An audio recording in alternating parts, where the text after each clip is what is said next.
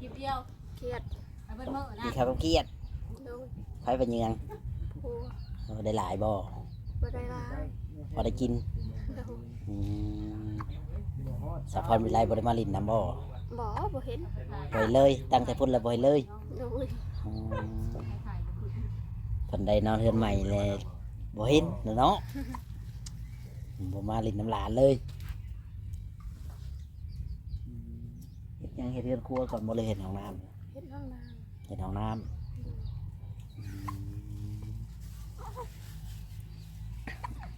เจะเลย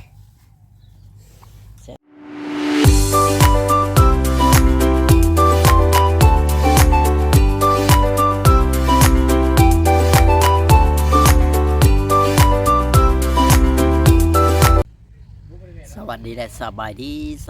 พ่อแม่พี่น้อง FC เนาะมื้อนี้ก็อยู่ที่เรือนน้องแดงพี่น้องเนาะก็ทางบ่จอยก็ได้เดินทางเข้ามาฮอดเรือนฮอดศาลเพิ่นเป็นที่เรียบร้อยเพราะว่าทางเพิ่นก็ได้ก่อเฮ็ดห้องน้ำแล้วพ่อแม่พี่น้องมื้อนี้ก็ได้คืบหน้าไปเนาะก็ทางบ้านสาวแดงหรือว่าน้องเอื้อยนางลอยนั่นแหละพี่น้องเนาะจังไดก็พังแม่ๆ FC กดไลค์กดแชร์กดติดตามให้กำลังใจบ่จอยในเด้อพ่อแม่พี่น้องเนาะมามื้อนี้ก็ทางสาวแดงก็น่าจะอยู่เฮือนอยู่พี่น้องเอ้ยผู้อุ้มลูกทุกคนปาท่า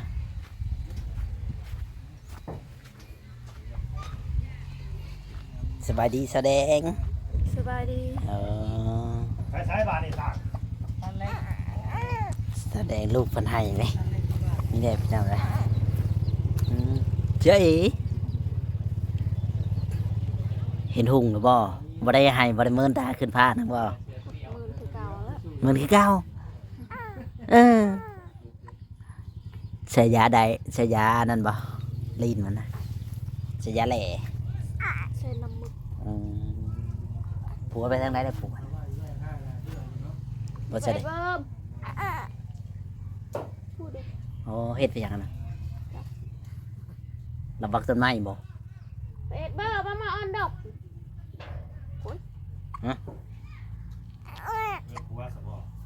ผัวเราเอิ้น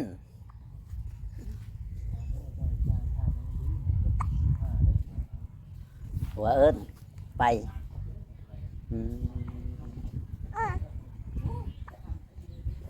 นี่แหละทางไอ้แสดงกับลูก เอาจะได้กระดิ่งไป กินข้าวกับหยังแสดงมื้อนี้ คลิปเดียวเครียดไปเบิ่งมื้อนะ กินข้าวกับเกียด โดย ไผเป็นยัง ผัว ได้หลายบ่ บ่ได้หลาย พอได้กิน โดย สะพรวิไลบ่ได้มาลินน้ำบ่ บ่เห็น บ่ให้เลยตั้งแต่พุ่นแล้วบ่ให้เลย โดย เพิ่นได้นอนเฮือนใหม่เลยบ่เห็นเนาะบ่มาลินน้ำหลานเลยเฮ็ดหยังเฮ็ดเรือนครัวก่อนบ่เลยเฮ็ดห้องน้ำ เห็นห้องน้ เฮ็ดห้องน้ำ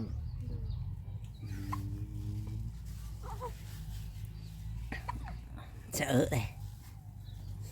เสอะคักแท้เสอะเลยพี่น้องเลย ำหายเหนื่อยแล้ว ให้บ้านนั้นมันบ่ได้ให้มันอันนั้นเฉย เกิดอะไร ๆกลางคืนได้นอนอยู่บ่ คืนนี้ได้นอนเมื่อคืนนี้ไม่ได้นอน คืนนี้ชิ้นใหญ่มันได้นอน คืนนี้ไม่ได้หายเมื่อนี้หาย เว้นมือบ่เพิ่นเว้นมือให้พี่น้องเอ้ยตามภาษาเด็กน้อย อันนี้ก็คำหาพูดหาย อ๋อเจ้าเพราะนั้นก็เด็กน้อยเจ้าก็อย่าอุ้มมันลงลิ้นตารางหลายถ้าเวลากันต้องค่ำอ่ะนะย่านว่าตอนนั้นน่ะนะมันตอนนั้นอยู่เทิงเฮือนตอนค่ำบ่ต้องอุ้มมันลงตอนค่ำก็อุ้มลงก็บ่จักอยู่เฮือนเพิ่นแหล้วแบบเฮาอยู่เทิงเฮือนเฮาแบบยังสิง่าย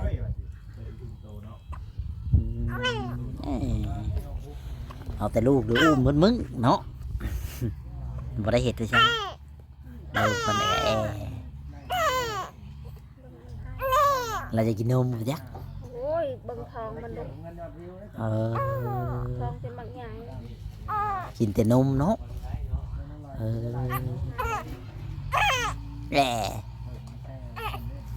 รถมันบ่อยู่มันไปแล้วจะค้นสร้างเห็ดเดือนเห็ด ทอง 2 คนคนในบ้านเนี่ยบ่อ๋อ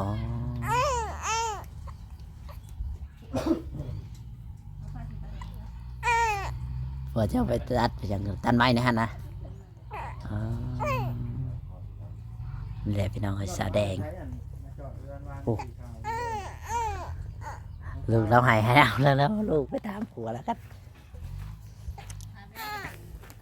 เห็ดหยังบ่แต่ง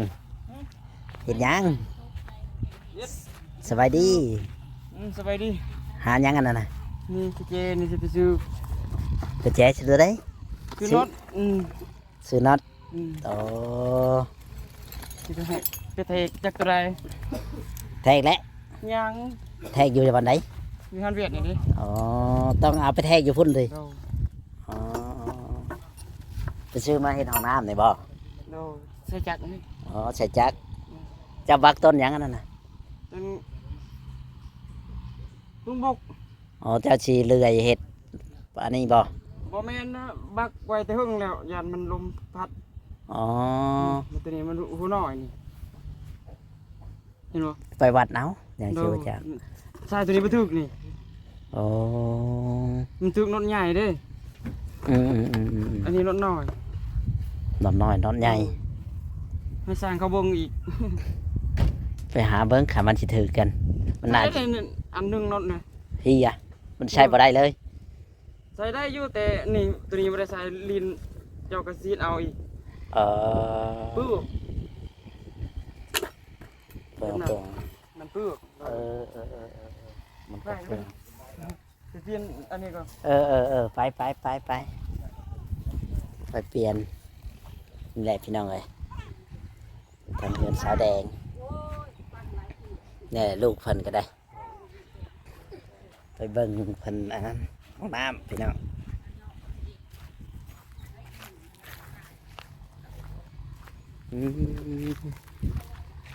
ช่างไปแล้วพี่น้องช่างบ่อยู่ว่าสิมาถ่ายช่างไปใจเด้นี่แหละพี่น้อง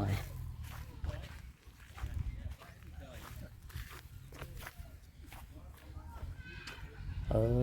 ยส่วนใดดำเนินการห้องน้ำยังบ่ได้ลงพี่น้องทอก็ได้ส่วนใดให้ช่างดำเนินการในห้องน้ำประมาณห้องหนึ่งนี่แหละมันก็สิกว้างแน่เนาะพี่น้อง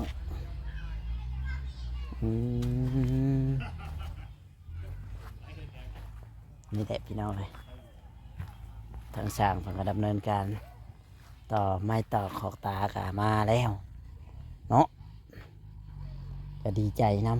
ำเพิ่นนั่นแหละวันนี้ก็ช่างเพิ่นบ่อยู่เด้อพี่น้องช่างเพิ่นเมื่อตัดอย่างไรเพิ่นว่าเมื่อตัดเล็กตัดหลานี่แหละพ่อแม่พี่น้องเนาะทางหมดจอยเขามาถ่ายให้พ่อแม่พี่น้องเบิ่งเพราะว่า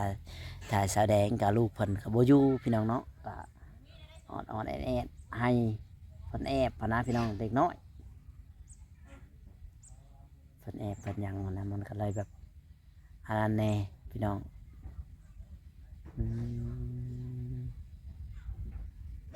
นี่แหละพี่น้องเอ้ย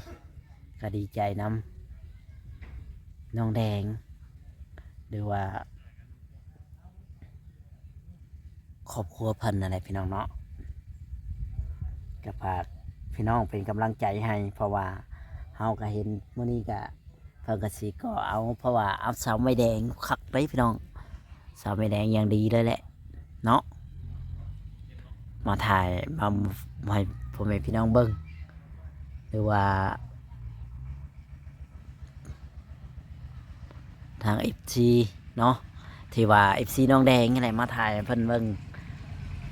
เด็กน้อยๆเฮาก็เพราะว่าช่างเพิ่นก็บ่อยู่บ่ฮู้ว่าเพิ่นเอาเหล็กไปตัดยังไม่ได้อยู่บ้านเพิ่นอยู่เพื่อนเพิ่น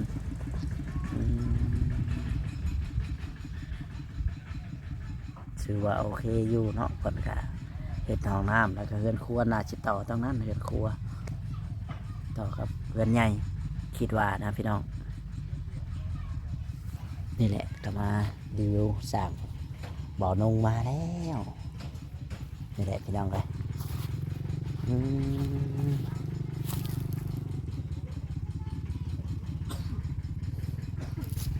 ก็ได้เฮือดครัวได้วางแบบจิกออะไรพี่น้องโอเคพาท่าทางพันโบอยูพี่น้องเอ้ยมื้อนี้ก็ได้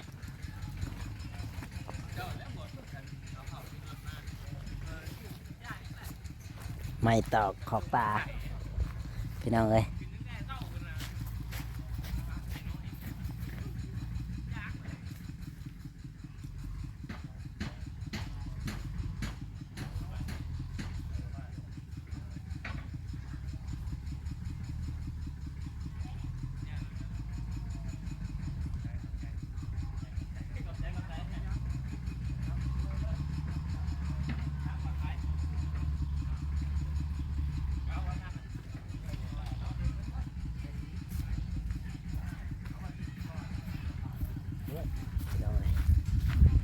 อื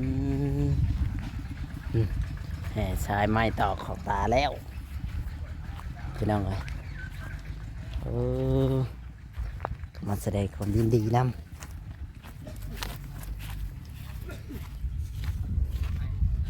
นี่แหละพี่น้องเอ้ยแสดงอุ้มแต่ลูก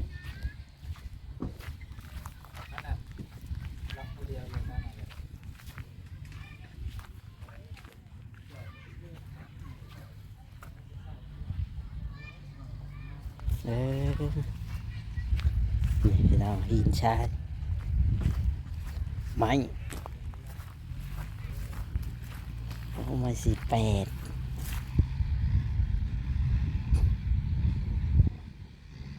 ขอบตามาเป็นทีเรียบร้อยพี่น้องรอทานี่แหละเหือดชาวแดงอะไรพี่น้องเลยเหือนชาวแดงวงกบ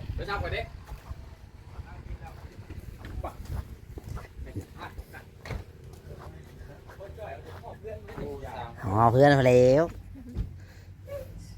คือมืดแท้มาเหือดชาวแดงพันดีอยู่ว่าแสดงนอนเหือดใหม่นะ ก็ ไม่พันเลยไม่เอาพันอีก บ่ได้พัน อ๋อบอกคือเอ้ยจะเนาะเอ้ยจะได้พันได้ พันยัง เราว่าพันเห็นหมูสองตัวเลยว่ะจากเราคิดหลายก็ไปจักจะว่าอยู่บ่ อืม คอยกับบ่ฮู้กันแล้ว เราว่าพันแบบนั้น ตอนได้แล้วพัน เราพันมือนอนมือแรกแล้วว่ะ เมื่อคืนนี่หรือ ใช้มือแรกมือไรว่าเขาไปผูกแขนมือนั้นเราก็นอนเลยเนาะ วันศุกร์เมื่อแมงเลยควายออกก่อน เบื่อแล้วจะบอกเลยคุยป่ะเนี่ยนี่นะ เลยควายจนออกแล้ว ออกสิมันออกเล็กมา เด็กมาก เออมันไม่ได้ออกเลยคุย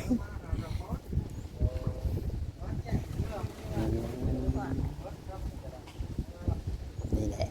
ผัวจะไปซื้อตั้นหยังอะไรนะตัดเห็นหยังตัดได้ทานบ่ เอาเขานี่แหละ เออไปเห็ดทานสียาวลงเตา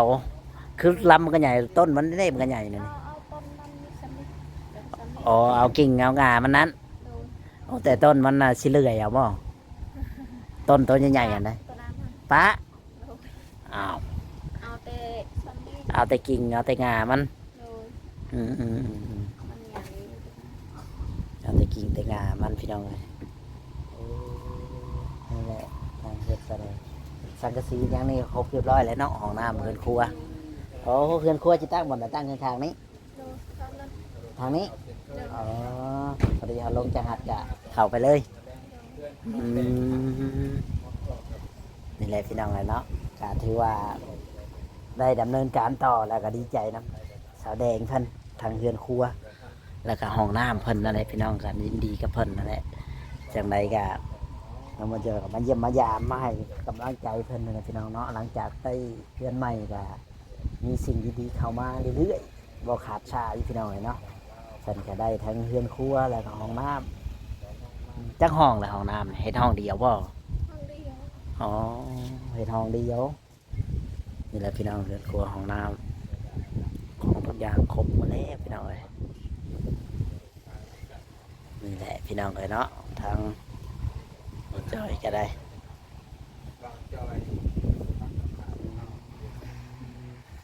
ประทายสบายดีเด้อ ดีบอกก่อน อืม มาโดนแล้วบ่ แป๊บเดียวเลยนะกะมา สบายดี อืมขอนองมาได้ใช้ มาจากปากกล้วย ถ่ายไผ ลุงดอน อ๋อไม่ได้ถ่ายไอ้นวลเลยเนียนบ่ บ่ทายอยู่ทายลุงดอนให้หน่อยเด้อ อ๋อ มีแต่เขียนลุงดอนนั่นแหละตอน เอ้ยขึ้นหลายคนอยู่ตามด้วยนะ คนบ่บ่ เออ แต่ว่าจะจังว่าละลุงดอนก็อยากอันนี้อยู่ยังเป็นเขาเป็นแก่แน่ โอ้ลงดาน มานั่งเตียงแม่เมื่อยืนหรอวะ ลูกเรางอแงดิฮะดินั่งยามไรลูกเรางอแงแล้วđấy ยังดูเว้ยค่ะ ลูกเราบอกคอยอยู่คอยกกลับมาโดนเติบเลยแหละกลับมากะสิได้กลับแต่กลับมาเยี่ยมมายามเพิ่นก็เลยมาแต่คำต้องลองก็เลยมานี้ คำต้องลอง เออ ทั้งคนบ่ เออ โอ้ไปแจกเสื้อผ้านี่ แม่นกะดาวคลิปดาวใดนี่แหละไปถ่ายกันเลยยังไม่ได้ลง